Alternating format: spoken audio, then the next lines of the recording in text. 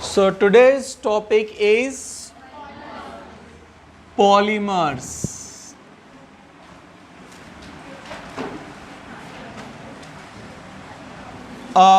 Poly means many. Poly means many, and this term comes from monomer. Actually, it also refers as weight. Okay तो यहाँ पर जो है polymer means it is a big molecular compound, a big molecular weight compound.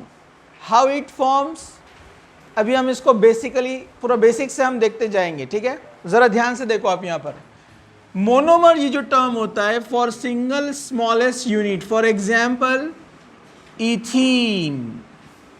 Ethene is the monomer. ये ethene का एक monomer है CH2 double bond CH2, जिसको हम कहेंगे C2H4. So this single molecule is termed as monomer. तो monomer को हम डिफाइन कैसे करेंगे?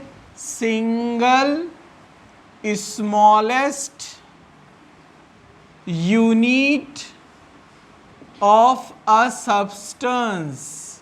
किसी भी सब्सटेंस का जो स्मॉलेस्ट यूनिट होता है उसको हम कहते हैं मोनोमर. जैसे इथीन का मोनोमर रहेगा CH2 double bond CH2. Methane का मोनोमर कौन रहेगा? CH4 यूनिट, एक मॉलिक्यूल जो रहेगा. तो single smallest unit means one molecule, it is termed as monomer. Okay, when number of monomers, when number of monomers मतलब बहुत सारे molecules. Okay, when number of monomers join together. For example ये देखो, ये pi bond यहां से break हो गया, ये इथीन का पाई बॉन्ड ब्रेक हो गया. नेबरिंग मॉलिक्यूल ये दूसरा इथीन है, इसका भी पाई बॉन्ड ब्रेक हो गया. तो कार्बन अपनी वैलेंसी सेटिस्फाई करने के लिए इसके साथ बॉन्ड फॉर्म करेगा, ये अनदर इथीन मॉलिक्यूल के साथ बॉन्ड फॉर्म करेगा, और ये सिलसिला जारी रहेगा. So number of monomers join together with the help of covalent bond. Number of monomers join together with the help of covalent bond to form a high molecular weight compound. To form a high molecular weight compound is termed as polymer, and this phenomena is called polymerization. समझा कि कई monomers एक दूसरे के साथ covalent bond के through जुड़ जाएंगे. अगर इथीन का वेट अगर हम देखेंगे, मॉलिक्यूलर वेट, कार्बन 12 12 24, 4 हाइड्रोजन 28. एक मोनोमर का वेट कितना होता है? 28 28 28 28. कई ऐसे मॉलिक्यूल जब कनेक्ट हो जाएंगे तो दे forms a compound with the molecular mass 10,000 20,000, means hundreds and thousands of ethene molecules join together to form a such big molecule. समझा आपको? It is called polymer and this phenomena is called polymerization. तो एक high molecular weight compound तैयार होता है छोटे छोटे monomer के ज्वाइन होने से, इसको कहा जाता है पॉलीमर. अब ये इथीन से बना है, मोनोमर इथीन है, तो बनने वाले पॉलीमर का नाम रहेगा पॉलीथीन, जिसको शॉर्ट में लिखते हैं पॉलीथीन. पॉलीइथीन, पॉलीथीन जो हम यूज़ करते हैं प्लास्टिक्स, पता है आपको. ठीक है, तो अब यहाँ पर जो है तो ये पॉलीथीन जो तैयार हुआ ये एक पॉलीमर है, ये एक एग्जाम्पल है. तो ऐसे थाउजेंड्स ऑफ एग्जाम्पल्स हैं, बहुत सारे. तो जब इतने सारे एग्जाम्पल्स हैं और डिफरेंट लिंकेज बीच में तैयार होते हैं, किसी में अमाइड लिंकेज होता है, किसी में ईस्टर लिंकेज होता है, किसी के बॉन्डिंग स्ट्रांग होती है, किसी की बॉन्डिंग वीक होती है. कुछ प्लास्टिक्स आपने देखा है बहुत हैवी होते हैं, कुछ पॉलीमर्स टफ रहते हैं, कोई वीक रहते हैं, कोई टेम्परेचर से पिघल जाते हैं कम टेम्परेचर पर, कुछ हाई टेम्परेचर पर मेल्ट होते हैं. अलग अलग सबके प्रॉपर्टीज़ अलग अलग. वैसे ही नेचर में भी पॉलीमर्स होते हैं, इसलिए इनका क्लासिफिकेशन किया गया है. Classification in different ways. Why need the classification? when variety of the substance और variety of the things are present, अगर बहुत सारी वैरायटी जब जहाँ पर होती है तो वहाँ क्या करना पड़ता है, क्लासिफिकेशन। बुक स्टेशनरी पे जाते हैं आप लोग, स्टेशनरी पे जाते हैं, आप देखते हैं वहाँ पर क्लासिफिकेशन होता है। 11th का बुक्स एक जगह है, 12th का एक जगह है, केमिस्ट्री अलग है, फिजिक्स अलग है। क्यों वो जो है बुक सेलर ने क्लासिफिकेशन किया ऐसा, ताकि उसको पिक करने में आसानी होगी ना, उसको सेलेक्ट करने में। अगर वो सब एक जगह रख देता है तो बहुत मुश्किल जाती थी। तो वैसे ही सिस्टमेटिक स्टडी करने के लिए सेम टाइप के ग्रुप को, पॉलीमर्स को एक जगह रख दिया जाता है। और क्लासिफिकेशन अलग अलग वे में भी होते हैं। जैसे अभी यहाँ पर हम देखेंगे क्लासिफिकेशन है boys girls, gender. This classification is based on gender. Males अपने पास यहाँ आगे बैठे, फीमेल्स पीछे, ओके। लेकिन एग्जाम में क्या होगा, क्या होता है, classification based on surname, alphabetically. A वाले पहले आएंगे, बी वाले बाद में आएंगे, या सीट नंबर के अकॉर्डिंगली आएगा। बराबर है कि नहीं है? तो ये डिफरेंट क्लासिफिकेशन रहते हैं। तो यहाँ पर हम वही क्लासिफिकेशन देखने वाले वन बाय वन, ज़रा ध्यान से देखना है। तो first classification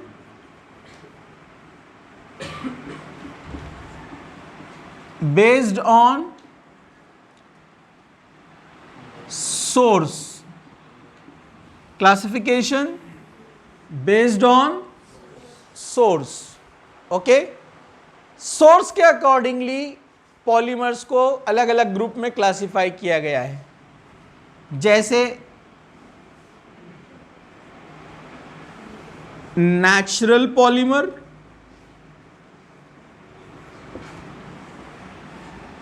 semi synthetic and true synthetic. ये तीन ग्रुप में इसको डिवाइड किया गया है on the basis of source. Natural polymers are again classified into two groups, animal, और एनिमल कैसे बने, प्रोटीन, इसलिए इनको क्या बोलते हैं, protein polymer.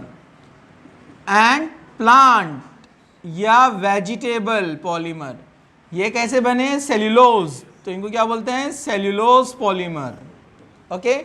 Examples very well आपको अच्छे से पता है, ठीक है।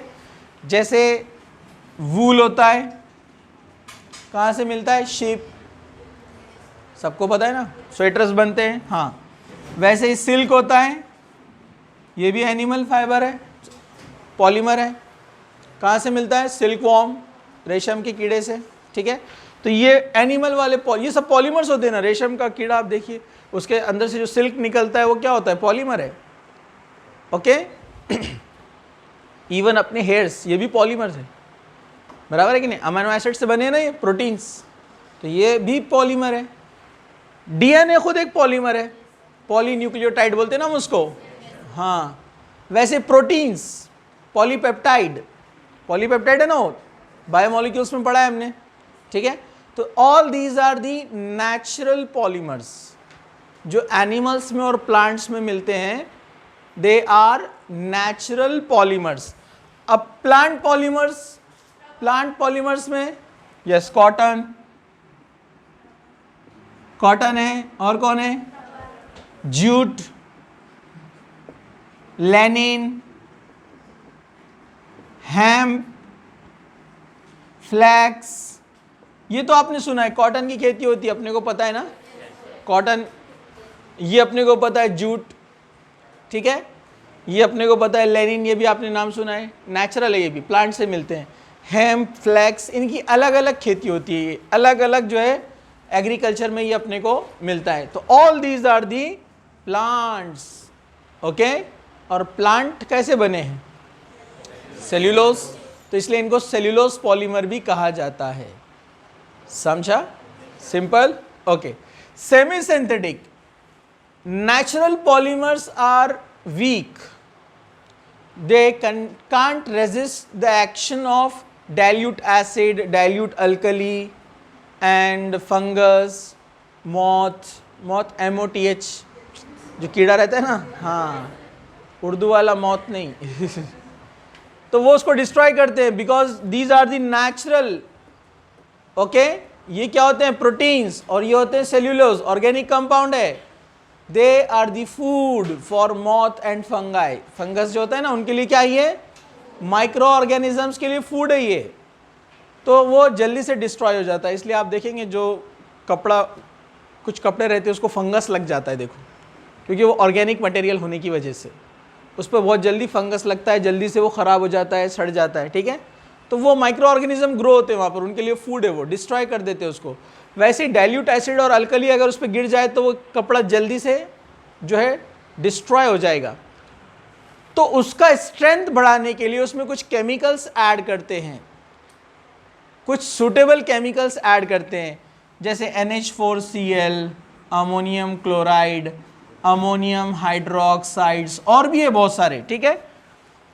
So semi synthetic polymers means some chemicals, some suitable chemicals are added to the natural polymers to increase their strength, durability, toughness। उनका स्ट्रेंथ और ड्यूरेबिलिटी बढ़ाने के लिए कुछ केमिकल्स ऐड किए जाते हैं जिससे इनका स्ट्रेंथ क्या होता है, बढ़ जाता है। So they are not true synthetic, ये टोटली लेबोरेटरी में नहीं बनाया गया है, नेचुरल पॉलीमर को लिया, उसमें केमिकल का ट्रीटमेंट किया, ठीक है, उससे अब वो रीजनरेट हो गया, नया पॉलीमर बनाया, इसलिए इनको रीजनरेटेड पॉलीमर भी बोलते हैं, regenerated polymers. So what are regenerated और semi synthetic? They are the polymer prepared by the action of chemical on natural polymer. समझा? एग्जाम्पल है cupra, ammonium, silk, acetate, rayon, viscose rayon, etcetera. So all these are the semi synthetic polymers. चलिए आगे बढ़ते हैं हम। True synthetic polymers, they are totally prepared in the laboratory, nature से कोई source use नहीं किया जाएगा, they are prepared in the laboratory। So they are prepared in the laboratory by the simple chemicals, from the simple chemicals by the process of polymerization। simple chemicals का polymerization करने पर जो हमको मिलता है उसको हम क्या कहते हैं यहाँ पर, true synthetic polymer। Okay, true synthetic polymer के तो बहुत सारे एग्जाम्पल है और हमको पूरे पढ़ना है। नाइलॉन है, टेरिलीन है, ओके, बेकेलाइट है, पीवीसी है, पॉलीविनाइल क्लोराइड, एटसेट्रा, बहुत सारे। ओके, सो इसको जल्दी से आप लिख लीजिए। फिर नाउ मैकेनिज्म्स इन पॉलीमराइजेशन, के पॉलीमर फॉर्म होते टाइम कौन कौन से मैकेनिज्म होते हैं, ठीक है।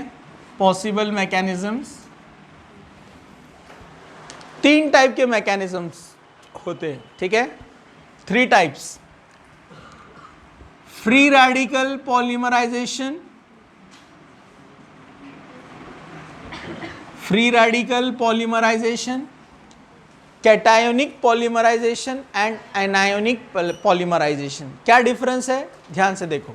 Okay, free radical polymerization, free radical polymerization में क्या होगा, फ्री रेडिकल्स फॉर्म होंगे। जनरली इसमें पेरोक्साइड यूज किया जाता है, जैसे एक फेमस पेरोक्साइड है यहाँ पर बेंजोइल पेरोक्साइड, और भी ले सकते हैं हम। ये यूज किया जाता है पॉलीथीन बनाने के लिए, peroxide, benzyl peroxide. Benzoyl group क्या होता है, this is the benzoyl group, ring CO, this is benzoyl group. Peroxide linkage होता है OO, again benzoyl group. Okay, so first what happen on heating, homolysis take place, breaking homolytic fusion, okay, which gives benzoate free radical। ऐसे 2 बनेंगे ना, benzoate free radical. This benzoate free radical is unstable. ये benzoate free radical क्या होता है? Unstable. Again ये bond homolytically break होगा, ये इलेक्ट्रॉन और ये इलेक्ट्रॉन मिलकर बॉन्ड बन जाएगा और CO2 आउट, CO2 चला गया, करेक्ट। फिनाइल के पास एक रेडिकल आ गया तो ये बन गया फिनाइल रेडिकल। तो ऐसे दो मिलेंगे ना, 2 लिए तो 2 मोल्स 2 मोल्स। तो ये जो फिनाइल रेडिकल है ये इनिशिएटर है। अपन ने चेन रिएक्शन देखा था, याद है आपको, हेलो अल्केन हेलो एरीन्स में, इनिशिएशन, प्रोपोगेशन, टर्मिनेशन। तो सेम पॉलीमर में यहाँ पर होने वाला है। ये इनिशिएटर है, ये आकर रिएक्शन को इनिशिएट करेगा। जैसे वहाँ Cl रेडिकल था, याद है आपको। तो जहाँ पर भी रेडिकल फॉर्म होता है फ्री रेडिकल, तो समझ जाने का वो पॉलीमर का पॉलीमराइजेशन कौन सा है, फ्री रेडिकल पॉलीमराइजेशन। तो अब ये फिनाइल रेडिकल देखिए ऐसे आता है, ये फिनाइल रेडिकल यहाँ पर आ गया है, ये आकर रिएक्ट करेगा ईथीन मॉलिक्यूल से, जहाँ पर n टाइम्स ईथीन है, बहुत सारे ईथीन है। होमोलिसिस, पाई बॉन्ड ब्रेक होगा, पाई बॉन्ड में से एक इलेक्ट्रॉन इधर एक इलेक्ट्रॉन इधर, दोनों मिलकर क्या बनाएंगे, बॉन्ड, और पाई बॉन्ड का दूसरा इलेक्ट्रॉन इसके ऊपर, तो यहाँ नया फ्री रेडिकल तैयार होगा, गेटिंग। तो क्या बनाएगा, देखिए रिंग और ये CH2 रेडिकल। तो ऐसे इथीन आते जाएंगे और उसका टर्मिनल फ्री रेडिकल तैयार करते जाएगा। उसको हम क्या बोलेंगे, प्रोपागेशन, इनिशिएशन, प्रोपागेशन। तो n टाइम हम CH2 इसमें ऐड करते जाएंगे तो ऐसे बनेगा CH2 n times CH2 radical, और ये सिलसिला जारी रहेगा। तो ऐसा एक तैयार होते जाएगा रेडिकल, CH2 उधर से सेम ऐसा अपोजिट साइड से दूसरा आएगा और दोनों आकर कपल हो जाएंगे। तो हम ऐसे बना सकते हैं इसको, ये यहां पर आ गया है ऐसे CH2 n टाइम्स, उधर से आकर दूसरा कपल हो गया इसको, तो इसको हम बोलेंगे n टाइम्स, और ये रिंग, समझा आपको। तो ये n टाइम मतलब पूरे n टाइम रहेंगे ना, एक साथ भी लिख सकते हैं ना आप इसको, मैंने समझाने के लिए लिखा आपको ऐसा, ठीक है। मतलब बीच में CH2 n टाइम्स और फिनाइल रिंग। अब बीच में थाउजेंड्स ऑफ इथिलीन मॉलिक्यूल्स है, तो उनके मुकाबले में दोनों फिनाइल रिंग क्या होते हैं, निग्लिजिबल, इसलिए पॉलीमराइजेशन में लिखते नहीं उनको जब रिएक्शन लिखी जाती है। तो जैसे मैंने पॉलीथीन बताया ना आपको, तो मैंने क्या लिखा, सिर्फ bracket CH2 bracket close n time, वहाँ फिनाइल मैंने बताया, तो वो निग्लिजिबल है। तो लेकिन उनके एंड्स होते हैं, मतलब कोई ना कोई टर्मिनल होता है, समझा। अब देखिए इधर, ये था फ्री रेडिकल एक मैकेनिज्म। दूसरा होता है कैटायोनिक पॉलीमराइजेशन। जरा ध्यान से देखिए, कैटायोनिक पॉलीमराइजेशन, इसमें कैटायन फॉर्म होता है, और कैटायन फॉर्म करने के लिए अपने को चाहिए पॉजिटिव इनिशिएटर। कौन चाहिए, अपन लेंगे उसके लिए H2SO4। एसिड्स जनरली आते हैं यहाँ पर, तो ये एसिडिक मीडियम है। जैसे H2SO4 का डिसोसिएशन हुआ तो क्या बनता है, H plus and HSO4 minus, proton तैयार हुआ है। ये प्रोटॉन इनिशिएटर का काम करता है। How, see, H plus initiator आ गया, इथीन पर उसको अटैक करना है। याद आया आपको positive electromeric effect, positive electromeric effect. ये पाई बॉन्ड इस पर अटैक करेगा ना बॉन्ड बनाने के लिए, तो ये H आकर इससे कनेक्ट हो जाएगा, क्या बनेगा, CH3। ये डबल बॉन्ड क्या बन जाएगा, सिंगल बॉन्ड, और ये CH2, इसने इलेक्ट्रॉन लॉस किया तो क्या बनेगा, ये प्लस। कैटायन तैयार हो रहा है, तो कैटायन तैयार हो रहा है, इसलिए क्या बोलते हैं इसको, कैटायोनिक पॉलीमराइजेशन, समझाए। फिर ये आएंगे n टाइम्स, कितने आएंगे, n टाइम्स, और सबके पाई बॉन्ड इस तरह अटैक करते जाएंगे पॉजिटिव के ऊपर, तो उनका टर्मिनल क्या तैयार होगा, cation, attack cation, attack cation, और ये सिलसिला जारी रहेगा। HCH2CH2 n time CH2CH2 plus, right. Last में वाटर ऐड करेंगे H2O, तो पॉजिटिव के पास कौन आएगा? OH माइनस क्या H प्लस? OH माइनस आएगा यहां पर। OH माइनस अगर यहां पर आ जाता है तो टर्मिनल ये एंड हो जाएगा यहां पर से HCH2CH2OH, और ये n टाइम्स, मतलब ये सारे CH2 को अपन ने ब्रैकेट में ले लिया। गेटिंग? सारे CH2 ब्रैकेट में आ गए n टाइम्स, तो इसने क्या लॉस किया? फिर H प्लस लॉस किया ना, तो जो H प्लस स्टार्टिंग में हमने यूज किया था वो उसको वापस मिल गया H2SO4 को। समझा? एंड हो गया टर्मिनल। थर्ड होता है एनायोनिक पॉलीमराइजेशन। आप समझ गए होंगे आप, एनायोनिक मतलब निगेटिव, एनायन बनेगा यहां पर। अब समझ गए होंगे आप लोग, यहां पर फ्री रेडिकल के लिए अपने को इनिशिएटर भी क्या चाहिए था? Free radical. कैटायोनिक के लिए अपने को इनिशिएटर क्या चाहिए था? कैटायोनिक, मतलब प्लस वाला, ठीक है। तो एनायनिक के लिए भी अपने को इनिशिएटर कौन चाहिए? एनायनिक। और जनरली यहां पर यूज किए जाते हैं ऑर्गेनोमेटेलिक कंपाउंड्स। क्या यूज किए जाते हैं? Organometallic compound where the carbon is directly connected with metal, जैसा अपना ग्रिग्नार्ड रिएजेंट RMgX। तो Mg पॉजिटिव है ना, R मतलब कार्बन, तो ये जब जाता है तो ये क्या बनता है? निगेटिव बनता है। तो ये भी ग्रिग्नार्ड रिएजेंट है।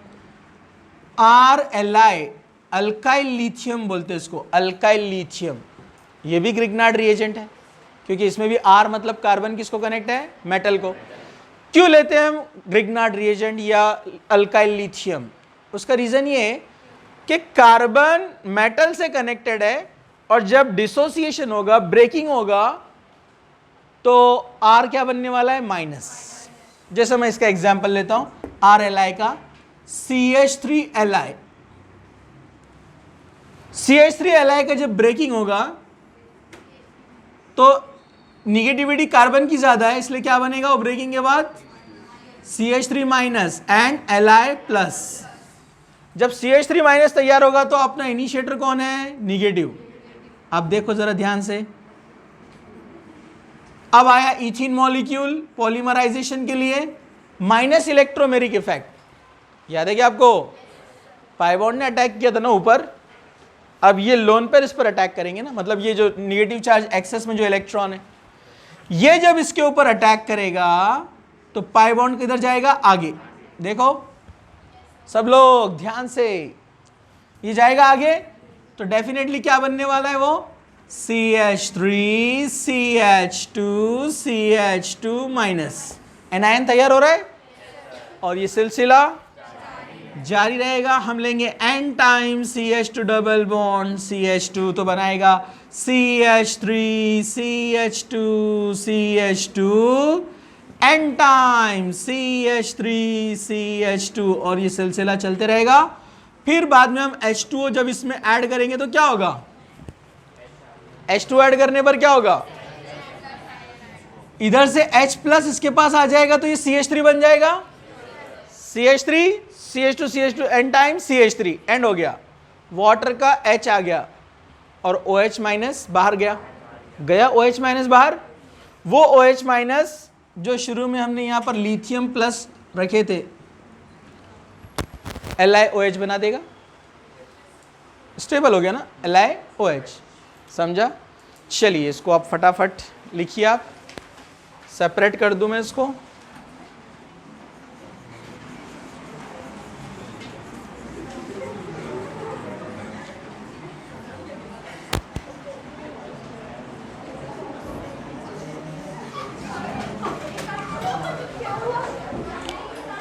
Now classification based on type of reaction. Reaction के टाइप के अकॉर्डिंगली पॉलीमर्स को यानी पॉलीमराइजेशन को दो ग्रुप में डिवाइड किया गया है, एडिशन पॉलीमराइजेशन, कंडेंसेशन पॉलीमराइजेशन। मैं शॉर्ट में पहले आपको दोनों बता देता हूं और डायरेक्ट हम एडिशन पॉलीमर के एग्जांपल्स देखेंगे। एडिशन पॉलीमराइजेशन, एडिशन पॉलीमराइजेशन क्या है?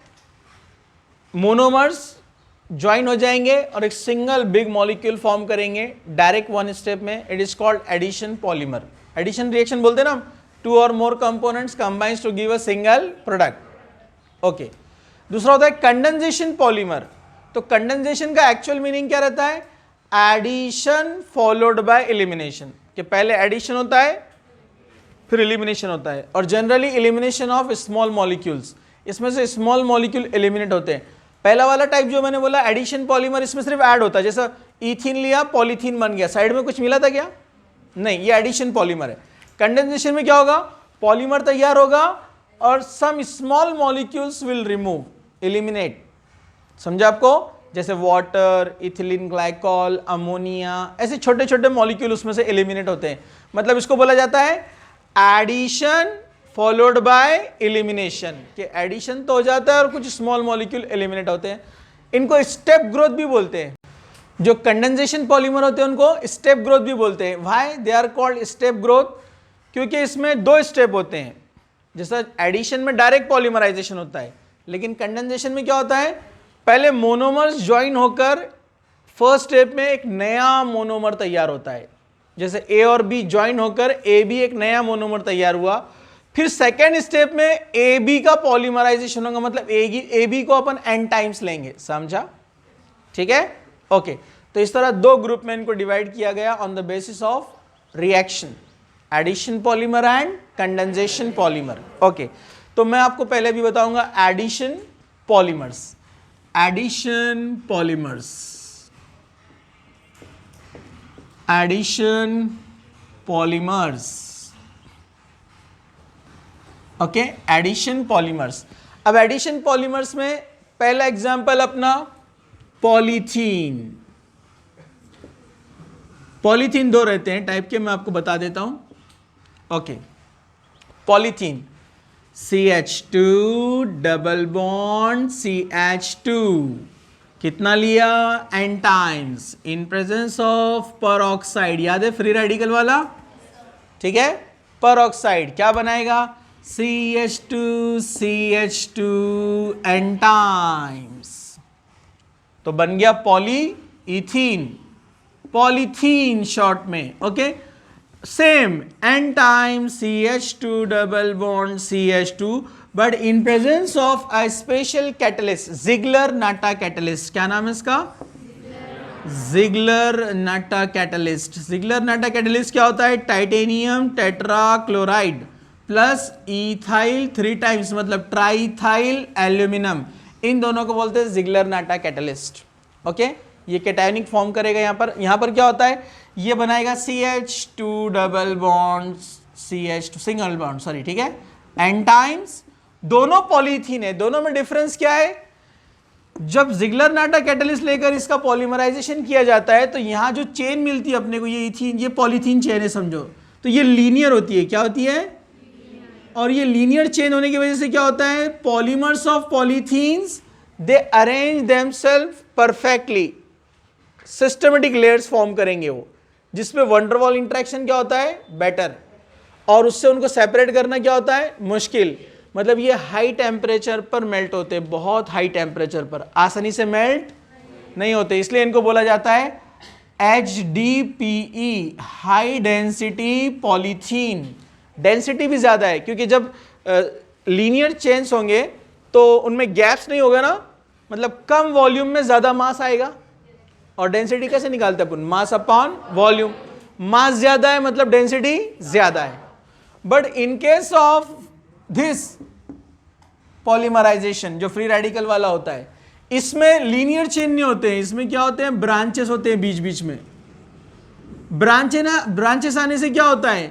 जो पॉलीथीन चेन्स है उनके बीच में गैप आ जाता है। No systematic arrangement. समझा आपको? जब सिस्टमेटिक अरेंजमेंट नहीं रहेगा तो वो लो टेम्परेचर पर मेल्ट हो जाएंगे ना, क्योंकि बीच में इंटरेक्शन वीक है, आसानी से ब्रेक हो जाएगा। इसको बोलते हैं LDPE, low density polythene, branching की वजह से। और ये ब्रांचिंग की होती है क्योंकि अभी मैंने मैकेनिज्म में आपको बताया CH2 N time CH2 free radical बना था ना। ये फ्री रेडिकल जो बनता है ना, जो टर्मिनल में CH2 रेडिकल होता है, उधर चेन है, तो ये रेडिकल में एक्चुअली रीअरेंजमेंट हो जाता है, रेडिकल इधर, हाइड्रोजन इधर, CH रेडिकल CH2 तो ये ब्रांच में चला जाता है CH3 और नेक्स्ट इथिन आकर इससे कनेक्ट होता है। समझे आपको? उस वजह से ब्रांचेस आ जाते हैं वहां पर, अल्काइल ब्रांचेस, जिससे वो वीक हो जाता है, सिस्टमेटिक अरेंजमेंट नहीं होती है, लो डेंसिटी पॉलीथीन। ओके, तो ये दोनों एडिशन पॉलीमर है, सिर्फ ये HDP या LDP, ये हाई टेम्परेचर रेजिस्टेंस है, ये लो टेम्परेचर रेजिस्टेंस है, ठीक है। इसलिए जो गवर्नमेंट बैन करती है ना, ये वाला प्लास्टिक नहीं चलता है क्योंकि वो ज़्यादा टेम्परेचर रेजिस्ट नहीं करता है। आप देखते होंगे कोई गर्म चीज़ें आप उसमें डालते हैं तो वो मेल्ट हो जाती है, कैरी बैग, और वो नुकसानदेह हैं। जो हाइड्रोकार्बन्स होते हैं वो हमारी बॉडी में जब जाते हैं तो दे कैन कॉज कैंसर, ठीक है, बहुत डेंजर है वो। प्लास्टिक में चाय पी लेते हैं आप लोग, ध्यान नहीं देते ना, प्लास्टिक कप्स, ये वो बहुत डेंजरस है ये। बहुत सारी चीज़ें, टोबैको जो लोग खाते हैं वो एरोमेटिक रिंग्स है उसके अंदर, पॉली एरोमेटिक रिंग्स, ये गुटखा वगैरह जो खाते हैं वो भी कैंसर कॉज करते हैं, ठीक है। ओके, चलिए, तो ये पहला हुआ पॉलीथीन एग्जाम्पल। दूसरा ध्यान से देखिए, ऑर्लॉन। ऑर्लॉन क्या होता है? Poly acrylo nitrile, poly acrylo nitrile. अब एक्रिलो नाइट्राइल क्या होता है? CH2 double bond CH CN, इसका नाम है acrylo nitrile, acrylo nitrile, nitrile. इसको आप ऐसे कह सकते हैं, इथाइल साइनाइड, इथाइल साइनाइड, या 1 2 3 प्रोपेन नाइट्राइल बोल सकते हैं ना। नाइट्रोजन को नाइट्राइल कहेंगे ना, प्रोपेन नाइट्राइल, या इथाइल साइनाइड, या एक्रिलो नाइट्राइल। तो ये एक्रिलो नाइट्राइल को जब हम N टाइम्स लेते हैं, इसका पॉलीमराइजेशन करेंगे तो इसमें सेम वैसे ही होगा पॉलीमराइजेशन। इनिशिएटर अटैक करेगा यहाँ पर, ये जाकर अटैक करेगा नेक्स्ट मॉलिक्यूल पे और सिलसिला जारी रहेगा। अगर इस पर केटायन ने अटैक किया तो कौन सा होगा? केटायनिक। अगर एनायन ने अटैक किया तो एनायनिक। फ्री रेडिकल भी हो सकता है लेकिन ज़्यादातर केटायनिक और एनायनिक होते हैं, ठीक है। तो ये सिलसिला चलता रहेगा, CH2 single bond CH CN, सिलसिला जारी रहेगा। पॉली एक्रिलो नाइट्राइल जिसको बोलते हैं ऑर्लॉन, कहाँ पर होता है use? Soft blankets. Soft blankets आते हैं ना, जो आपने देखा होगा, जो सिंथेटिक रहते हैं, वो ऑर्लॉन से बनते हैं। ओके, इधर देखो सब लोग। नेक्स्ट,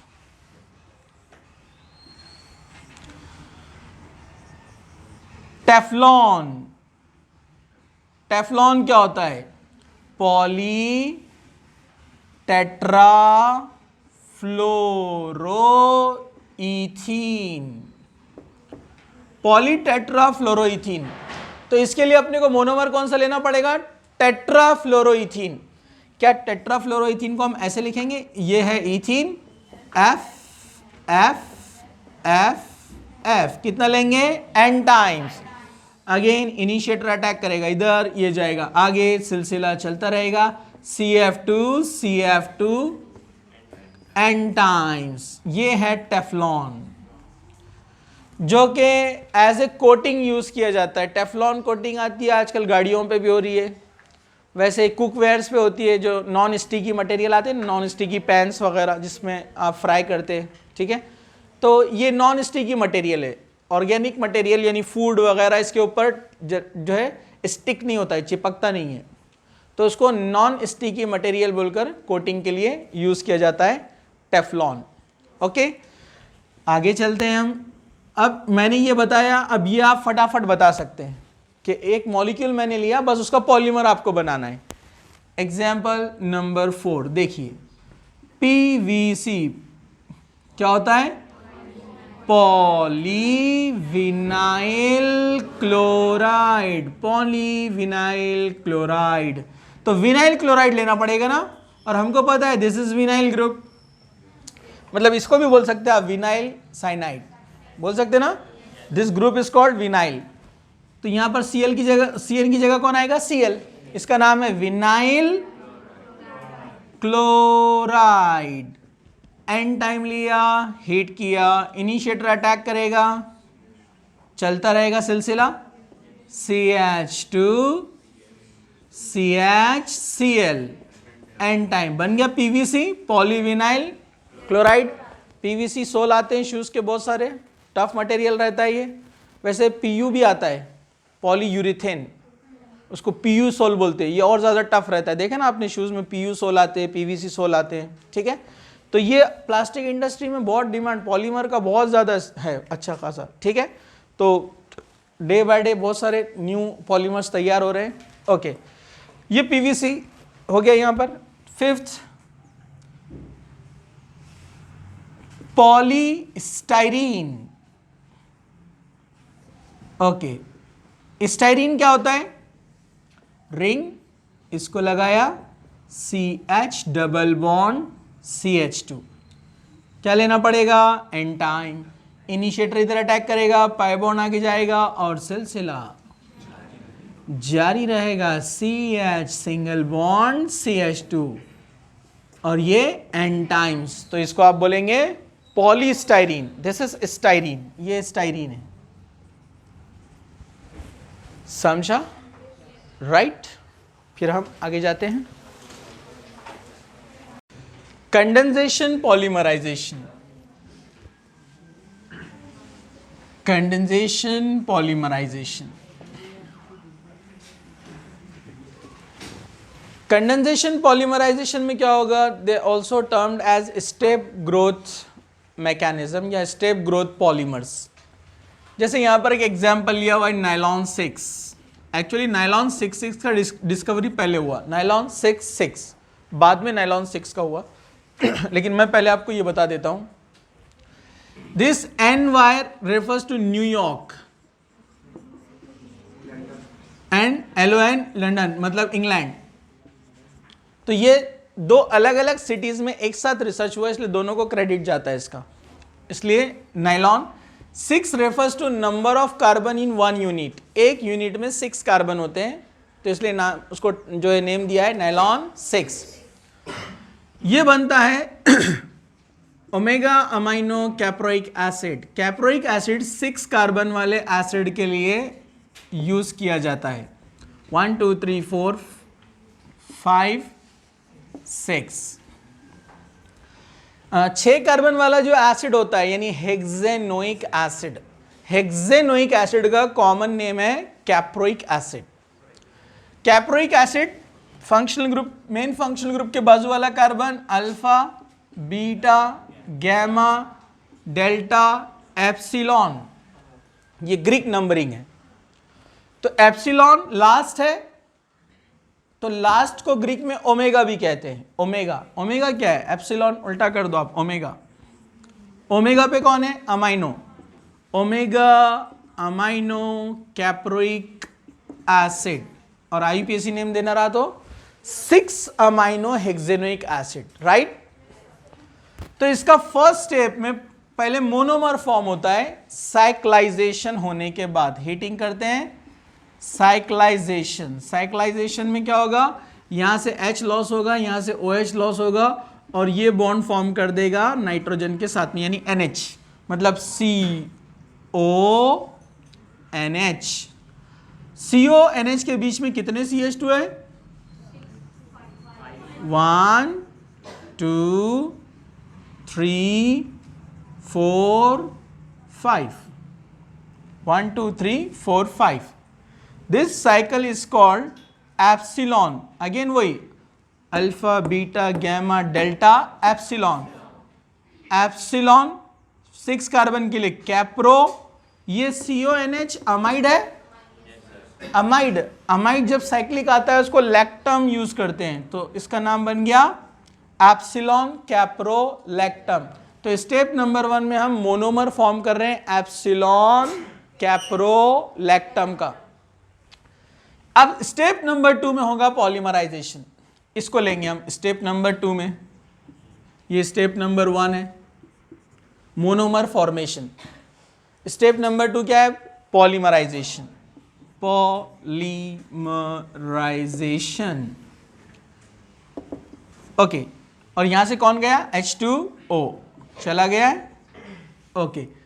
अब एप्सिलॉन कैप्रोलैक्टम ले रहे हैं यहां पर हम CONH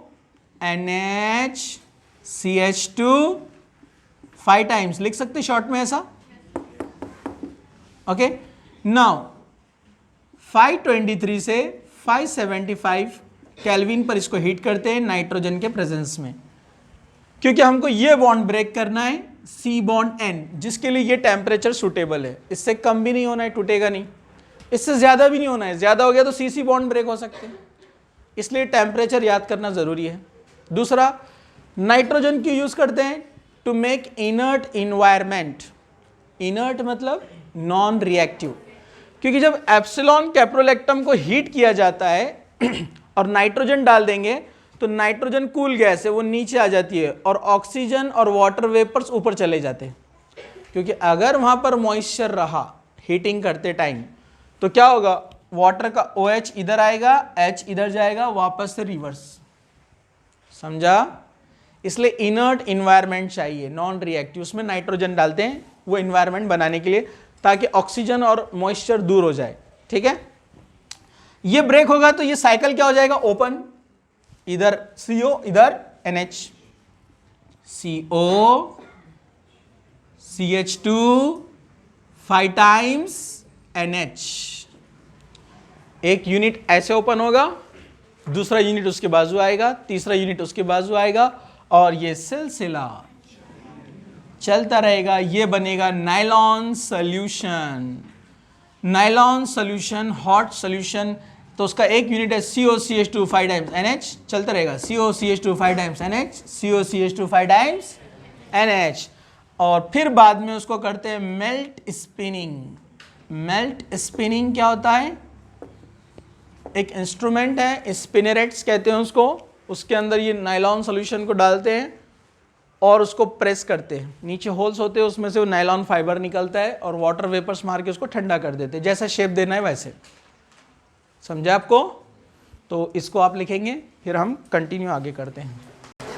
चलिए अब आगे बढ़ते हैं। Nylon 6-6, nylon 6-6।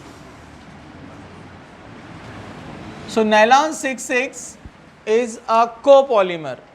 ये भी एक टाइप का क्लासिफिकेशन है, homopolymer, copolymer.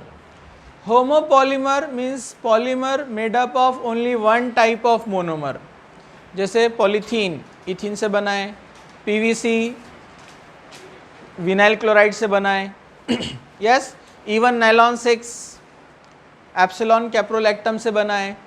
So all these are the homopolymers. They are homopolymers. Okay. Copolymer, CO, co, या हेटेरोपॉलीमर किसको कहते हैं? पॉलीमर मेड अप ऑफ 2 और मोर डिफरेंट मोनोमर्स। 2 या 2 से ज्यादा अलग अलग टाइप के मोनोमर से जब पॉलीमर बनता है तो उसको कहते हैं कोपॉलीमर या heteropolymer. So this is a copolymer, okay? ये बनता है from hexamethylene diamine, hexamethylene diamine. This is hexamethylene group and 2 amines means hexamethylene diamine. Hexamethylene diamine and adipic acid. Adipic acid is a dicarboxylic acid of 6 carbon. ये total 6 carbon है, 4 + 2 6, 2 carboxylic group होते हैं इसमें। तो ये है हेक्सामिथिलीन diamine और ये है एडिपिक एसिड। हेक्सामिथिलीन में 6 मिथिलीन ग्रुप है, 6 कार्बन। एडिपिक एसिड में मिथिलीन 4 है लेकिन ये 2 कार्बन, इसलिए कितना हो गया 6, दोनों में 6 6 है। It is also condensation polymer. पहले स्टेप में क्या होगा, फॉर्मेशन ऑफ मोनोमर, मतलब न्यू मोनोमर तैयार होगा, formation of monomer. How, on heating it eliminates water molecule, hydrogen and OH चला गया, क्या बन जाएगा, NH2CH2 6 टाइम NH, इधर क्या बचा, CO, ये CO, CH2 4 टाइम्स COOH, लिख सकते हैं ऐसा, इसको पता है ना आपको एक स्ट्रक्चर। ओके, तो ये बना है एक monomer. Okay, now this monomer on polymerization will give nylon 6,6 solution। कितना लेना पड़ेगा इसको, n टाइम्स, n टाइम्स लेंगे, सेम 523 से 575 या 73 केल्विन में टेम्परेचर, N2 के प्रेजेंस में, इधर से H इधर से OH जाएगा। ओके, अब इसको जोड़ दो, NHCH2 6 टाइम, यहाँ से H लॉस हो गया है, ये सिलसिला जारी रहेगा, NHCO CH2 4 टाइम COOH चला गया और सिलसिला जारी रहेगा। जब ये मोनोमर्स आते हैं तो अपने को पता है ना, मैंने आपको प्रोटीन्स में भी बताया था, दो मोनोमर जब ज्वाइन होते हैं तो एक वाटर मॉलिक्यूल एलिमिनेट होता है, 3 ज्वाइन होंगे तो 2 होंगे। वैसे अगर n टाइम होंगे तो एक कम होगा ना, तो n-1 H2O लिखते हैं ना, लेकिन n-1 हजारों की तादाद में 1 क्या है, निग्लिजिबल है ना, इसलिए डायरेक्ट क्या लिखते हैं, n टाइम H2O। ये नाइलॉन सोल्यूशन यहां पर तैयार हुआ है। अगेन थर्ड स्टेप क्या रहेगा, melt spinning, getting okay, right fast. इसमें क्वेश्चन है, 1 मिनट, ये कोपॉलीमर है क्योंकि 2 डिफरेंट से बना है ना, इसको पॉलीअमाइड बोल सकते हैं, पॉलीअमाइड, पॉलीअमाइड है ना, क्योंकि अमाइड लिंकेज है जो प्रोटीन में था, पेप्टाइड याद है आपको, तो ये पॉलीअमाइड भी है, कोपॉलीमर है। ओके, गेटिंग, चलिए 1 minute. Terylene, terylene also called terrain और डेक्रॉन। ओके, ये सब सेम है, एक ही है, टेरिलीन, टेरीन और Dacron. It is also a copolymer made up of 2 different monomers. इसमें डिफरेंट मोनोमर्स कौन कौन से हैं, एक आप लेंगे DMT, डाइमिथाइल टॉफ्थैलेट, सी ईयर, अगर मैं इसको लगा दूं COOH तो आप कहेंगे बेंजोइक एसिड, और यहां पर लगाऊं COOH तो थैलिक एसिड, P साइलेंट रहता है, थैलिक एसिड, और इधर लगाओ COOH पैरा पोजीशन पे तो आप इसको बोलेंगे टॉफ्थैलिक एसिड। टॉफ्थैलिक एसिड ने अपने दोनों हाइड्रोजन लॉस कर दिया, बन जाएगा टॉफ्थैलेट, फॉर्मिक से फॉर्मेट, टॉफ्थैलिक से टॉफ्थैलेट, और उसको लगाया हमने 2 मिथाइल ग्रुप, तो ये बन गया है डाइमिथाइल टॉफ्थैलेट, डाइमिथाइल टॉफ्थैलेट, शॉर्ट में DMT। ओके, दूसरा जो मोनोमर है वो ethylene glycol, OH CH2 CH2OH, ये लॉस करेगा मिथाइल अल्कोहल यहाँ से, एक और एक इथिलीन ग्लाइकॉल CH2 CH2OH, ये लॉस हो गया। एक्चुअल मैकेनिज्म डिफरेंट है, मैं समझने के लिए आपको सिंपल बता रहा हूँ यहाँ पर। वैसे एक्चुअली यहाँ से CH3O लॉस होता है और यहाँ से H लॉस होता है, बनता वही है, लिंकेज सेम बनेगा। CH3O निकालो तो इसका O रहेगा, बाकी तो दोनों O रहेंगे, इसका CH3 और इसका OH निकालो तब भी 2 O रहने वाले हैं। एक ही बात है, लेकिन एक्चुअल मैकेनिज्म वैसे होता है, मैंने आपको बता दिया, ठीक है, ओके। अब जो रिमेनिंग पार्ट है उसको कनेक्ट कर दो यहाँ से, HO CH2 CH2 OOC COO CH2 CH2OH plus 2 moles of CH3OH. Step number 1, formation of monomer. Formation of monomer. Okay. Step number 2, polymerization. इसका polymerization करेंगे। अभी डबल से लिखने के बजाय मैं उसको यहीं एंड टाइम लिख देता हूँ, चलेगा ना? यस। अब इसको हमने एंड टाइम ले लिया यहाँ पर 553 से 573, इसको हीट करेंगे केल्विन में नाइट्रोजन के प्रेजेंस में। इसका नाम क्या है? 2 हाइड्रोक्सी है, डाईहाइड्रोक्सी डाईथाइल, और ये तो पता है tough phthalate, dihydroxy diethyl tough phthalate. अगर आप चाहे तो डायरेक्ट टॉफ थैलिक एसिड भी ले सकते, मतलब यहाँ CH3 नहीं आएगा, कौन आएगा? H। यहाँ पर कौन आएगा? H। मतलब यहाँ रिमूव क्या होगा? H2O, यहाँ 2H2O। समझा आपको? तो आप डायरेक्ट टॉफ थैलिक एसिड से भी बना सकते हैं ये पॉलीमर, और DMT से भी बना सकते हैं, दोनों से बना सकते हैं, एप्लीकेशन आ सकता है, ठीक है। अब इसका हम पॉलीमराइजेशन कर रहे हैं। यहाँ से आपको रिमूव करना है ethylene glycol, OH CH2 CH2O H, चला गया ethylene glycol, OH CH2 CH2 OH। Remaining part जोड़ दो, CO, ये वाला CO है, CO ring, COO CH2 CH2O, और ये सिलसिला जारी रहेगा। ये है टेरिलीन या टेरीन या डेक्रॉन।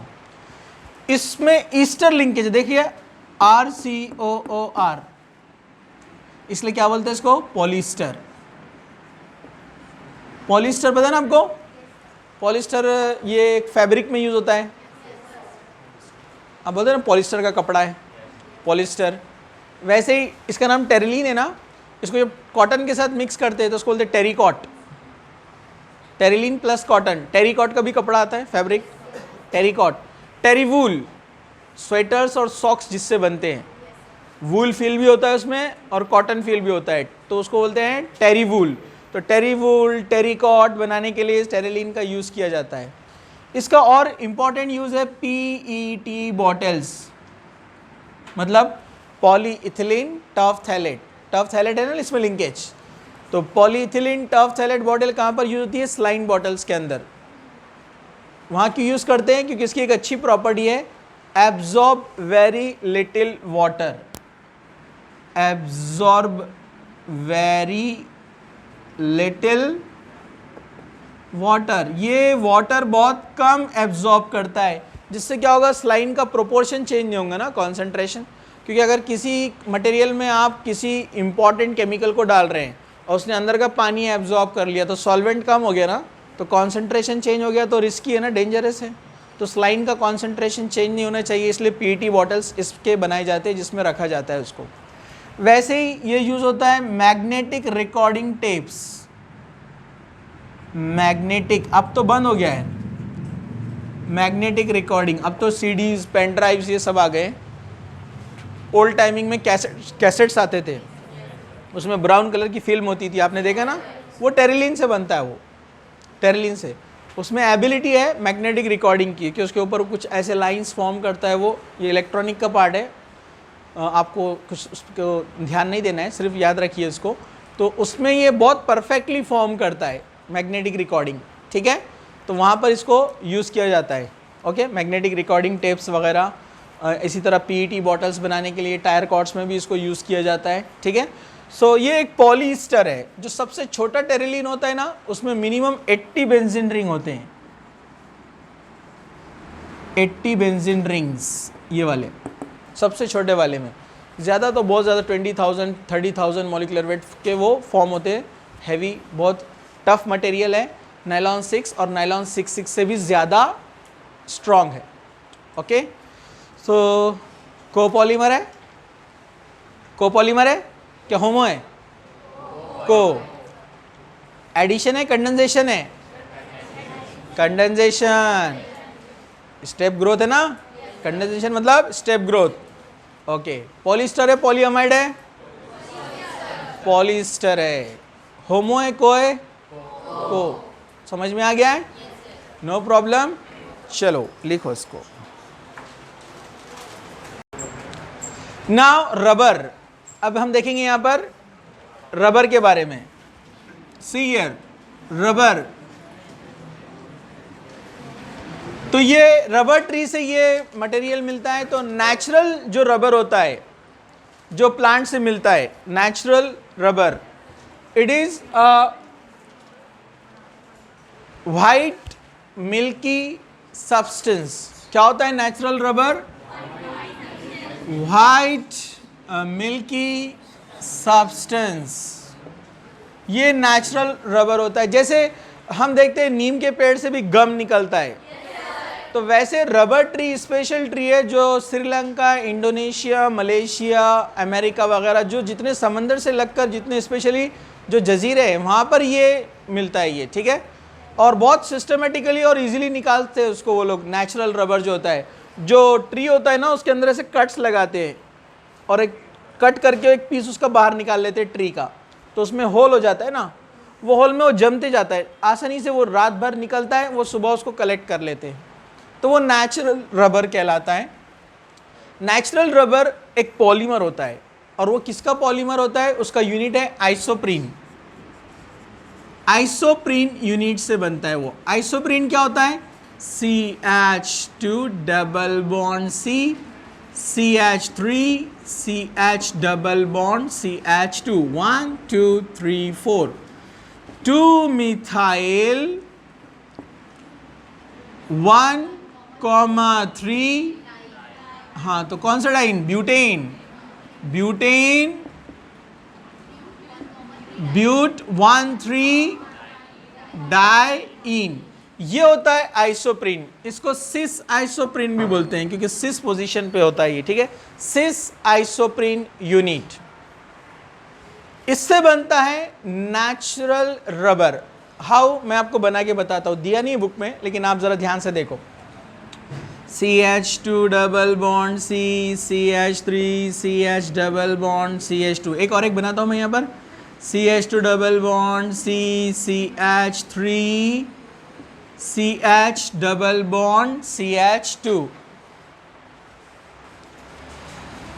ये इससे कनेक्ट होगा एक यूनिट, तो पाई बॉन्ड शिफ्ट होगा इधर, ये पाई बॉन्ड इधर बॉन्ड फॉर्म करेगा, ये शिफ्ट होगा यहाँ पर, और ये नेक्स्ट कंटिन्यू ऐसे जोड़ दो। आप ज़रा ध्यान से देखो, CH2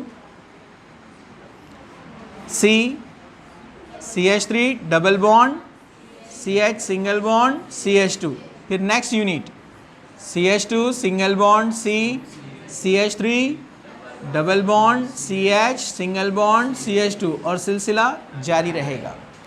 ये जो होता है यूनिट, ये सिस यूनिट होता है, ये नेचुरल रबर है। गुडियर साइंटिस्ट है, मालूम आपको, उसने रबर ट्री से ये सब्सटेंस, ये सिस आइसोप्रीन लेकर आया।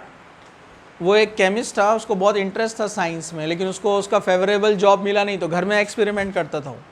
पेमेंट मिलती, सैलरी होती, क्या करता था वो? केमिकल्स लेकर आता था। उसकी वाइफ उससे बहुत नाराज़ रहती थी, सबके हस्बैंड कुछ तो भी लाते गिफ्ट, और ये क्या लेकर आते? केमिकल्स, ठीक है। एक बार उसने ये रबर ट्री का एक्सट्रैक्ट लेकर आया, उसमें सल्फ़र डाला, अब किसी काम से वो चला गया, वाइफ को आया गुस्सा, उसने वो पूरा इंस्ट्रूमेंट लिया और चूल्हे में डाल दिया। चूल्हा मतलब वो जो चिमनी होते ना यूरोपियन कंट्रीज़ में, अमेरिका वगैरह में जो ठंडे इलाके सेकने के लिए, उसमें डाल दिया। गुडियर वापस आया, बोला अरे मेरा पूरा इंस्ट्रूमेंट्स कहाँ चला गया? तो वाइफ बोली वो उधर है, बोले वहाँ पर। अब बेचारा कुछ बोल भी नहीं सकता था, गलती भी थी ना उसकी। हाँ, तो उसमें से जाकर उसने निकाला वो चिमनी के अंदर से, तो उसने देखा वो स्टिकी मटेरियल बन गया था, मतलब रिएक्शन कंप्लीट थी, रबर सल्फर मिक्सिंग हो गया, हीटिंग बाकी थी तो वो वाइफ ने कर दी। बराबर है कि नहीं? हाँ, इसलिए बोलते हैं ना, हर कामयाब मर्द के पीछे एक औरत का हाथ रहता है।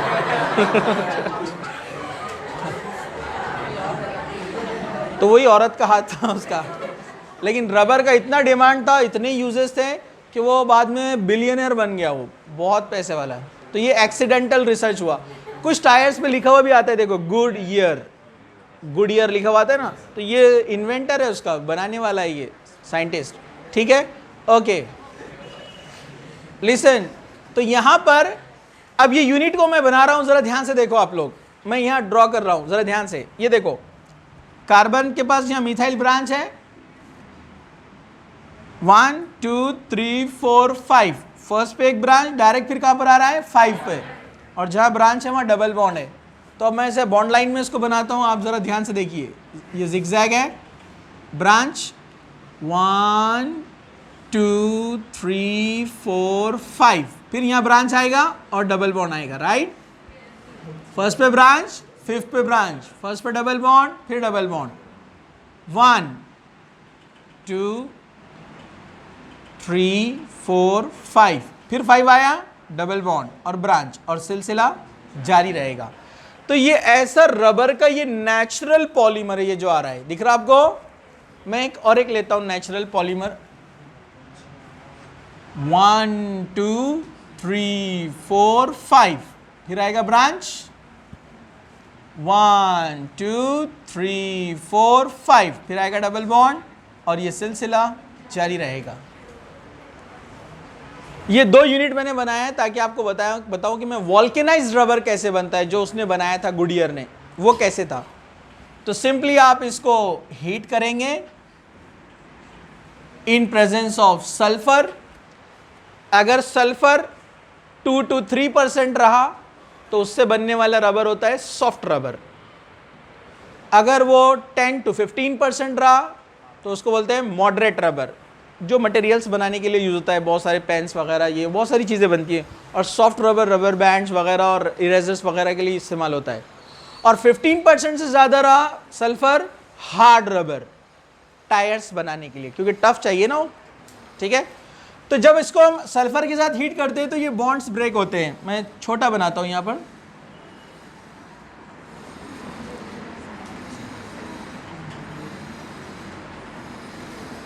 ओके, डबल बॉन्ड ब्रेक हो जाएंगे, डाइसल्फाइड लिंकेज फॉर्म होगी।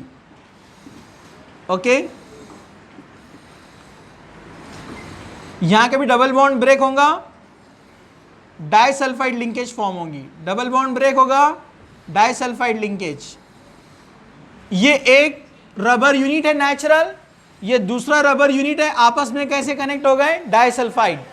अब इधर तीसरा यूनिट आएगा डाइसल्फाइड, चौथा यूनिट आएगा, मतलब नेटवर्क स्ट्रक्चर। याद है आपको, अपन ने प्रोटीन का बीटा प्लेटेड शीट बनाए थे, तो ये वैसे ही होता है। ठीक है, तो ये एक टफ मटेरियल है रबर, इसको बोलते हैं वॉल्केनाइज्ड रबर। वॉल्केनाइज्ड रबर, ये वॉल्केनो से बना है, वॉल्केनो हीटिंग फायर रहता ना, तो ये ग्रीक गॉडेस है, उनकी देवी है वो, उसको वॉल्केनो नाम बोलते हैं, जो आग की देवी बोलते हैं उसको, उस पे से ये नाम रखा है वॉल्केनाइज्ड रबर, क्योंकि हीटिंग से बना है ना ये, और वो देवी नहीं करी उसको। समझ में आया क्या आपको? तो ये वॉल्केनाइज्ड रबर, ये अपना सिंथेटिक रबर है, समझा आपको। तो 0 to 3% सॉफ्ट रबर। ओके, आगे जाएंगे 3 to 10 मॉडरेट रबर, 10 के आगे जाएंगे हार्ड रबर। ओके, चलिए इसको आप लिखिए, फिर इसके हम डेरिवेटिव्स देखते हैं। Now some rubber derivatives, see here, Buna S, Buna S. Buna stands for butadiene, butadiene. S stands for styrene, ये देखा हमने। Okay, butadiene, styrene, rubber. See here, butadiene CH2 double bond CH single bond CH2 double bond, sorry CH double bond CH2। ये isoprene की तरह ही दिखता है ना, सिर्फ यहाँ पर मिथाइल ब्रांच नहीं है, मतलब और अच्छा रबर बनाएगा, ब्रांचिंग नहीं रहेंगी तो। ओके, सिंथेटिक है, केमिकल से बना रहे direct. Okay, plus styrene CH double bond CH2। Okay, दोनों यूनिट को हम यहाँ पर ज्वाइन करते हैं। सेम पॉलीमराइजेशन तो मैकेनिज्म वही रहेंगे जो आप अब तक देखते आ रहे थे। ओके, इनिशिएटर अटैक करता है, पाई बॉन्ड शिफ्ट होता है इधर, ये पाई बॉन्ड इसके साथ बॉन्ड फॉर्म करेगा और ये नेक्स्ट कंटिन्यू। होमो है क्या को है? को पॉलीमर है क्योंकि डिफरेंट लिया आपने यहाँ पर। ओके, डबल बॉन्ड CH2, ये बॉन्ड फॉर्म कर रहा है स्टाइरीन के साथ में। Now this is styrene unit.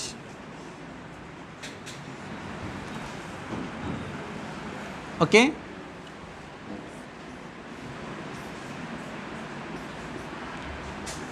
और ये सिलसिला जारी रहेगा।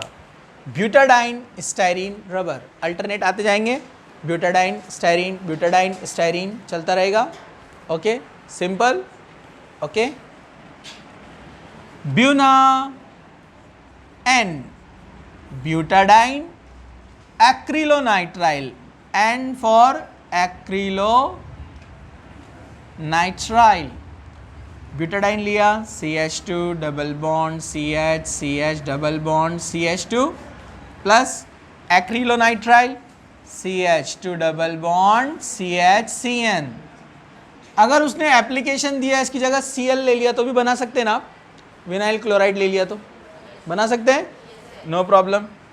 इधर अटैक होगा, पाई बॉन्ड इधर शिफ्ट, ये इस पर अटैक करेगा, ये आगे जाएगा और ये बन जाएगा CH2 single bond CH double bond CH2 और ये बॉन्ड फॉर्म करेगा यहाँ पर CH2 सिंगल बॉन्ड CN और सिलसिला जारी रहेगा। ब्यूटाडाइन एक्रिलोनाइट्राइल, सिंपल है, गेटिंग। ऐसे ही एक होता है ABS रबर। ABS रबर क्या है? एक्रिलोनाइट्राइल ब्यूटाडाइन स्टाइरीन, तीनों का एक एक लिया है ना। Acrylonitrile CH2 double bond CN, butadiene CH2 double bond CH double bond CH2, styrene CH double bond CH2 और यहाँ पर कौन है? रिंग। सबको जोड़ दो, देखो इधर इनिशिएटर अटैक करेगा, ये इसके साथ बॉन्ड फॉर्म करेगा, पाई बॉन्ड इधर शिफ्ट होगा, ये इस पर अटैक करेगा और ये नेक्स्ट यूनिट पर, और ये सिलसिला जारी रहेगा। तो अब देखिए यहाँ पर CH2 सिंगल बॉन्ड CN किससे कनेक्ट हुआ? ब्यूटाडाइन से, राइट। ब्यूटाडाइन किससे कनेक्ट हुआ? स्टाइरीन से, और ये सिलसिला जारी रहेगा। ABS रबर बोलते हैं इसको, ABS acrylonitrile butadiene styrene rubber. ऐसे ही होता है क्लोरोप्रीन। अपना आइसोप्रीन याद है ना आपको? यहाँ कौन था? CH3 था ना, तो Cl लेने का, बस हो गया ये क्लोरोप्रीन का यूनिट। एन टाइम लेंगे इसको, इनिशिएटर अटैक करेगा यहाँ पर, पाई बॉन्ड इधर, ये नेक्स्ट यूनिट पर अटैक करेगा, तो क्या बनेगा? CH2 single bond CH double bond CH2, यहाँ सॉरी Cl है ना, हाँ, और ये सिलसिला जारी रहेगा। क्लोरोप्रीन रबर बोलते हैं इसको, chloroprene rubber. Okay, right. Formaldehyde polymers क्या देखेंगे अभी हम? Formaldehyde polymers. सी हियर, इसमें हम 3 टाइप देखने वाले हैं। एक फिनॉल के साथ फॉर्मल्डिहाइड, दूसरा यूरिया के साथ फॉर्मल्डिहाइड और तीसरा मेलामाइन के साथ फॉर्मल्डिहाइड। तो पहला मैं बताता हूँ आपको, phenol formaldehyde, phenol formaldehyde, phenol formaldehyde. See this is phenol, सबको पता है, नो प्रॉब्लम, फिनॉल सभी जानते हैं। ओके, यहां पर फॉर्मल्डिहाइड लेंगे हम, CH2 डबल बॉन्ड O, इस तरह से लिख रहा हूं मैं इसको। हम यूजुअली फॉर्मल्डिहाइड को लिखते हैं HC डबल बॉन्ड OH, ऐसे रिप्रेजेंट करते हैं। तो CH2 डबल बॉन्ड O। ये एक पॉइंट हम पहले देख चुके हैं कि ये लोन पेयर होते हैं ना, इसके पास, जिसके पास लोन पेयर होते हैं रिंग पर, वो डोनेटिंग ग्रुप होता है ना। तो ये इलेक्ट्रॉन डोनेटिंग जब यहाँ पर आएगा तो पाई बॉन्ड इधर शिफ्ट होगा, माइनस चार्ज। तो अटैक कौन करता है? इलेक्ट्रोफाइल। तो इलेक्ट्रोफिलिक रिएक्शन है ना। तो ये माइनस चार्ज अटैक करेगा यहाँ पर, ये माइनस चार्ज यहाँ पर अटैक करेगा, पाई बॉन्ड इधर शिफ्ट होगा, तो यहाँ पर क्या चार्ज आएगा? निगेटिव। यहाँ के हाइड्रोजन को ये निगेटिव ले लेगा। यहाँ निगेटिव चार्ज क्यों आया? ये इलेक्ट्रॉन देगा, इसने इस पर अटैक किया, पाई बॉन्ड इधर गया, ये माइनस बना, इसने H पर अटैक किया तो H आ गया, यहाँ पर क्या बन जाएगा? OH। डबल बॉन्ड क्या बन जाएगा? सिंगल बॉन्ड, और ये कनेक्ट हो जाएगा इससे। ठीक है, अब देखिए आप इसको यहाँ पर, ये फिनॉल एज इट इज, यहाँ पर कनेक्ट कौन हुआ है? CH2 single bond OH। यहाँ से H गया है इधर, तो H एज ए इलेक्ट्रोफाइल गया है ना, और फॉर्मल्डिहाइड भी एज ए इलेक्ट्रोफाइल आएगा। तो इलेक्ट्रोफिलिक सब्स्टिट्यूशन रिएक्शन, ये और बात है कि H जाने के बाद O से कनेक्ट हो गया। तो यहाँ पर जो प्रोडक्ट्स हमको मिलते हैं, डेरिवेटिव्स बहुत सारे मिलते हैं। जैसे ये एक डेरिवेटिव मिला है हमको यहाँ पर, एक और डेरिवेटिव यहाँ पर हमको मिलता है ये वाला, क्योंकि अपने को पता है ऑर्थो पैरा पर दोनों जगह रिएक्शन होती है ना। तो फॉर्मल्डिहाइड ऑर्थो पर आया तो पैरा पे भी आ सकता है, राइट। और एक्सेस में लिया तो दोनों जगह आ सकता है, ortho as well as para. तो इतने टाइप के हमको इसके मोनोमर्स मिल सकते हैं। ओके, अगर हम ये वाला लेते हैं, orthophenyl formaldehyde, orthophenol formaldehyde, ortho position पे जो है वो वाला लेते हैं हम, तो इससे बनने वाला जो पॉलीमर है उसको कहते हैं novolac, linear polymer of phenol formaldehyde. Phenol formaldehyde का ये लीनियर पॉलीमर होता है। सी, ये है ऑर्थो फिनॉल फॉर्मल्डिहाइड। ओके, इसको हीट करेंगे हम, ये लॉस करेगा OH और इधर से H, करेक्ट। H लॉस किया तो ये सिलसिला चलता रहेगा। इधर से क्या लॉस किया? OH, H2O चला गया, सेम ये यूनिट यहाँ पर, सेम ये यूनिट यहाँ पर आ गया है, फिर CH2 और सिलसिला जारी रहेगा। So this linear polymer is called novolac. दूसरा एन टाइम लिया है ना, ये हम ये वाला लेते हैं जिसमें क्रॉस लिंकिंग होने वाली है, CH2OH। नेक्स्ट ये वाला लेते हैं मोनोमर,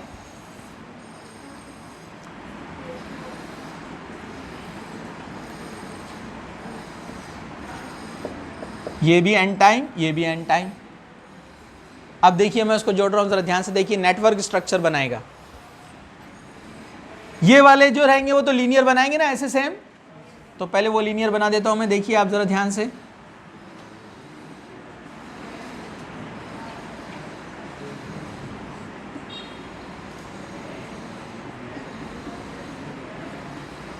ये चलता रहेगा, कंटिन्यू। ओके, अब ये वाले को मैं थोड़ा इन्वर्ट बनाता हूं, उल्टा चलेगा। OH नीचे, OH नीचे आया है, ये ऑर्थो पर है, तो ये ऑर्थो यहां पर बना दूं मैं, CH2OH, उसने OH लॉस किया है, तो ये वाला ऊपर आएगा ना CH2OH, यस, ये CH2OH ऊपर जाएगा, तो उसका भी OH लॉस कर दो, CH2 डायरेक्ट जोड़ दो इससे, गेटिंग। इसको उल्टा लिखा, इसका OH निकाल के CH2 को डायरेक्ट लगा दिया यहां पर, गेटिंग। ऑर्थो वाले का भी OH निकाल दिया, देखो सेम यूनिट रिपीट होगा। अब CH2 जोड़ दो यहां पर, और फिर ये सिलसिला जारी रहेगा, तो नेटवर्क स्ट्रक्चर फॉर्म होगा हर तरफ से, समझा आपको। तो ये नेटवर्क है और ये लीनियर है, so network phenol formaldehyde called Bakelite. Pressure cooker का हैंडल आता है ना, प्रेशर कुकर का हैंडल जो हार्ड मटेरियल ब्लैक कलर का दिखता है आपको, वो बैकेलाइट से बनता है। और ये दोनों पॉलीमर कै में आते हैं, थर्मोसेट। थर्मोसेट किसको बोलते हैं? High temperature resistant. High temperature resistant, कितना भी हीट करो प्रेशर कुकर का हैंडल पिघलता है क्या? कितना भी, हाई टेम्परेचर रेजिस्टेंस रहते हैं दोनों भी। थर्मोसेट कैन नॉट रीमोल्ड, इनको आप रीमोल्ड नहीं कर सकते हैं। जैसे जो प्लास्टिक पॉलीथीन था ना अपना, उसको बनने के बाद वापस से हीट करके रीमोल्ड कर सकते हैं, शेप दे सकते हैं, रीशेप। लेकिन इनको जो थर्मोसेट होते हैं, they can not be remould. और जो रीमोल्ड हो सकते हैं उनको क्या बोलते हैं? Thermoplast. Thermoplast low temperature resistant, they can be remould, they can not be remould. ये मजबूत होते हैं, स्ट्रांग होते हैं, टफ होते हैं, ठीक है। तो ऐसे भी पॉलीमर का क्लासिफिकेशन किया हुआ है, फाइबर, इलास्टोमर, थर्मोसेट, थर्मोप्लास्ट। सबसे स्ट्रांग इसमें होते हैं इलास्टोमर, उसके बाद आते हैं थर्मोसेट, उसके बाद थर्मोप्लास्ट, और लास्ट में जाता है फाइबर। ओके, फास्ट लिखिए इसको, फिर आगे बढ़ते हैं। Next, melamine formaldehyde. Next one is melamine formaldehyde. Melamine जो है ये क्रॉकरी में यूज़ किया जाता है। क्रॉकरी जो कप्स, जग्स, ग्लास आते हैं ना, आपने मार्केट में देखा होगा colourful red, yellow, blue colour के कप्स आ रहे हैं, नॉन ब्रेकेबल रहते हैं, वो गिरा कर देखता है, बताता है आपको कि टूटता नहीं है, तो वो मेलामाइन से बनते हैं, टफ मटेरियल है। ओके, तो मेलामाइन फॉर्मल्डिहाइड। तो पहले मैं आपको बता दूं मेलामाइन केमिकल क्या होता है। सी हियर, आपको ट्राइजीन लेना है। ट्राइजीन मतलब 3 नाइट्रोजन वाला heterocyclic ring, this is triazine. Alternate double bond है ट्राइजीन के, यहां लगा है NH2, NH2, NH2, ये ट्राइजीन है। अभी रहने दो ना, तो अभी थोड़ा ओके, तो ये ट्राइजीन है। ओके, इसमें लेंगे हम फिनॉल, सॉरी इसमें लेंगे हम फॉर्मल्डिहाइड। ओके, सिंपली इसका लोन पेयर इस पर अटैक करता है, पाई बॉन्ड इधर शिफ्ट होता है, यहाँ निगेटिव चार्ज आएगा और ले लेगा यहाँ से हाइड्रोजन। तो क्या बनाएगा देखो, NH2 N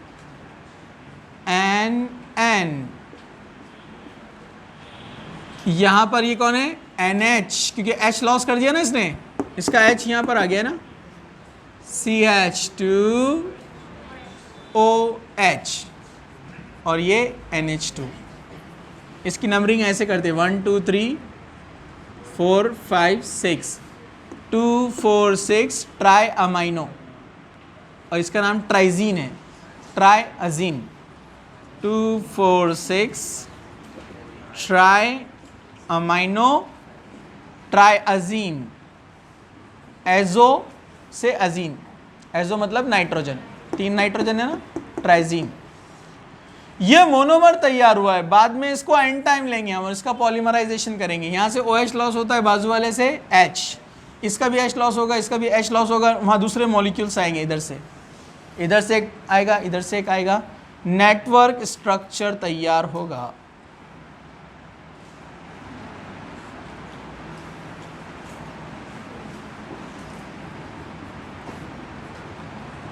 NHCH2, OH चला गया, सिलसिला आगे चलता रहेगा, NH कंटिन्यू, इधर से NH कंटिन्यू, ये बन गया मेलामाइन फॉर्मल्डिहाइड पॉलीमर, ये क्रॉकरी में यूज किया जाता है। Okay, right.